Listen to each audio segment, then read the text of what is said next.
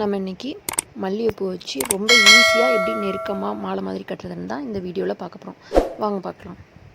நம்ம எப்பயும் பூ கட்டுற மாதிரி தான் ஃபஸ்ட்டு வச்சு நல்லா டைட்டாக ஒரு நாட் போட்டுக்கிறோம்.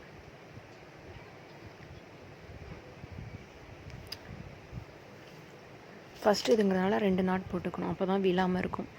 எப்பயும் பூ கட்டுற மாதிரியே வச்சு கட்டணும். இன்னொரு நாட் போட்டுட்டு நம்ம ஏற்கனவே கட்டின பூ இருக்குதுல்ல, அதை ஒரு விரலால் அப்படி லைட்டாக திருப்பி தான் விட போகிறோம்.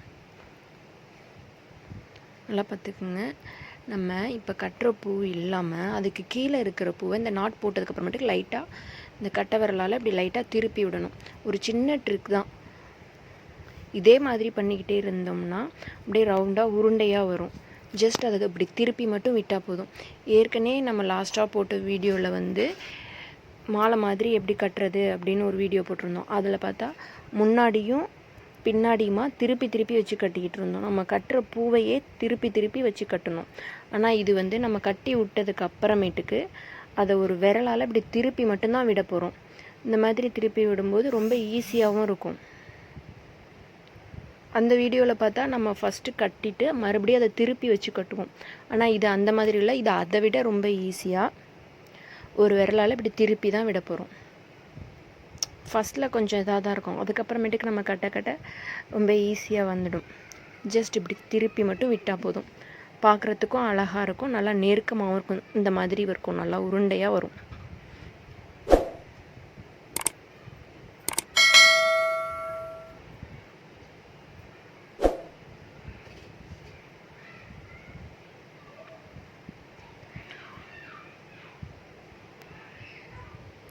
மல்லிகைப்பூ வச்சு நெருக்கமாக மாலை மாதிரி கட்டுறதுக்கு நிறைய டைப் இருக்குது.